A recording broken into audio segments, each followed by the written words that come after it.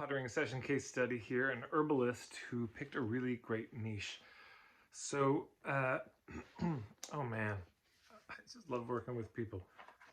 This is a herbalist, and his business was going great for him before the lockdowns. Then the lockdowns came, and money got tight in the country he lives in, and business sort of tailed off. And it was mostly word of mouth that had been going pretty well for him, and then it's been much tighter since. And the issues that he would help people with: chronic fatigue, fibromyalgia, ME, long COVID, digestive health, stress, depression, anxiety, and sleep. Those were the four main things. And he said, I've been wondering if I should focus on one because one of them really leaps out because I've dealt with it myself, which is often a good direction. And it was the chronic fatigue, fibromyalgia, ME, long COVID, that kind of constellation of symptoms.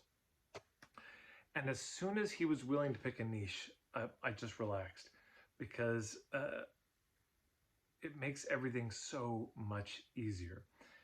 And so here's what we talked about, and I thought this would be an interesting case study.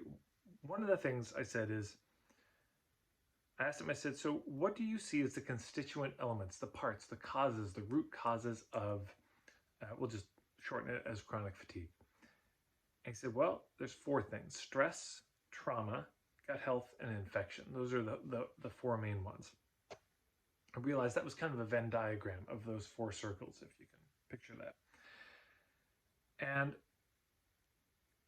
then he said, I said, what about like poisoning or chemicals or, pharmaceuticals that cause trouble, or malnutrition, or these types of things? He said, oh, there is that too. He said, there's a number of factors, but those are sort of in the background. And so this is one thing I want to point out is very helpful.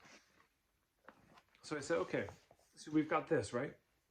There's the acute issues and the chronic ones. So this is more in the foreground and that's in the background. I said, and visually in a workshop, you could represent it like this. Like, here's a Venn diagram of those four things. Yeah. And then here's all the background, like a pie chart, kind of different things that work away at the background. So it's a visual representation of it. And what he really wanted was, he's a medical herbalist, but he doesn't like just selling the herbs. He really wants to do a consultation. And I said, then this is what you do. Oh, and I said, so what? But why not just sell herbs? And there were three reasons. He says, well, one, how do the herbs interact with any medications they might be on? Gosh, there were two other reasons. I'm blanking. There were very good reasons why he didn't just sell them. So I said, at the workshop, you say that. You say, look, if you want to work with me, or you've got chronic fatigue, that's something I help people with. You may notice there's no herbs I'm selling, even though I'm an herbalist, and here's why. And just give the rationale. This is why I don't do it.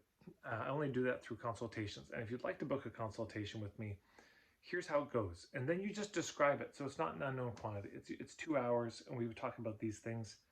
And here's who it's for. And we did a bit of ideal client exercise. Maybe you have to be somebody who's open to a holistic approach. You've got to be willing to spend X number of hours a month or a week.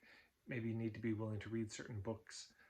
There's certain minimum requirements. And this is so important to think about. What's the minimum viable criteria for somebody to become a client? Like, these things must be true for you to become a client. I said, so then you say, yeah, if you want to book it, here's what it is, and here's who it's for. So if you're not in this situation, you're not this kind of person, it's just not for you right now. Okay, let's get into the content. And a little pro tip, you'll notice that I'm suggesting he does that right at the beginning of the workshop. Why? Because you're going to forget at the end. And then you throw yourself under the bus and, I just forgot to talk about my offer again. No, so you put it at the beginning. And you don't have to belabor it. It's more just an administrative detail. And then throughout the rest of the workshop, they now know what you have on offer. But you can do it in the middle too, that's fine. But they now know what you have on offer. And that's how they're listening to you now. They say, I'm here, this is relevant. the title of this workshop, I have chronic fatigue. That's what this workshop's about. The offer is something I may be interested in. And the criteria, the minimum criteria he gave for somebody being a fit, I fit all of that perfectly. So this is relevance box is checked. So now they move on to credibility. And last will be value in terms of your offer. But most of the workshop, they're just sitting there saying, do I trust this person? Do I trust their take on it? So then he would go into the map. Here's my take on chronic fatigue and all this. And then I said, he was talking about the infection one. I said, let's just say you figured out that's really what was going on. It was an infection thing. He said, oh, there's a bunch of things. One is more nutrient-dense foods, then gut health, immune support herbs, Wim Hof stuff, rest, gentle movement when possible, meditation. And I said, what's so brilliant about what you just said is that you'll notice on this list, the immune support herbs, that's only one. That's only one of them. That's very credibility building. If you're doing a presentation and you say, if you have chronic fatigue, the only thing that's going to help you are these 3 herbs, and only the ones from my company, because they're the best ones and everything else is total bullshit. And if you don't buy my herbs, you're going to just suffer and waste away and die. That's not trustworthy. But if you say, look, there are certain immune supportive herbs that you're going to want to take, and they are, here's the general classes or categories of them, but it really is going to be different for each person, depending on a variety of things. But you're going to want to take that category of herbs, and there's lots of places you can get them. I do sell them, of course. I've got a good hookup on them, or I grow them myself. So if you're interested in getting them from me, they're available. That's about as, and now if your herbs are better or superior or grown in a different way, you can also talk about that. But it doesn't have to be such a heavy push, and in this case, it's like you need them, but I don't sell them, and here's why. Because I don't know which ones you would need until I talk to you. Oh yeah, one of the other things in that pie chart was what he is a kind of Chinese medical perspective on it. So what's their constitution? And how in alignment with their own constitution are they? Like if they're running hot all the time, but they work in a hot environment, okay, well, that's not going to be good for them. And oh boy, there's so much. And then the advice I gave is I said, you want to figure out what are the hubs, who could host workshops for you. For most of you, if you're a service provider, this is the thing to get clients, is do intro workshops. So I said, who could host workshops? And he said, oh, there was this client of mine who has chronic fatigue and is a part of an online thing. And one of their yoga teachers in the online program globally is a yoga teacher from the city he's from. And he said, I thought I should talk with him. He said, but I didn't know what to say. I said, that's so easy. You send him an email and say, hey, my client is part of this thing, saw your online yoga class, and I'd love to meet because I'm often needing to refer out around this. I don't teach yoga myself, and I think this would be very helpful, these kind of gentle movements for my clients. And maybe, and I'll tell you what I do too, because it may be of use to some of your clients. Maybe there could be some collaboration. Anyways, I'd love to meet. What do you think?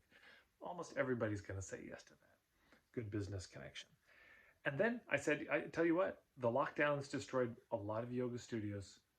Some of the best yoga teachers I know are no longer yoga teachers.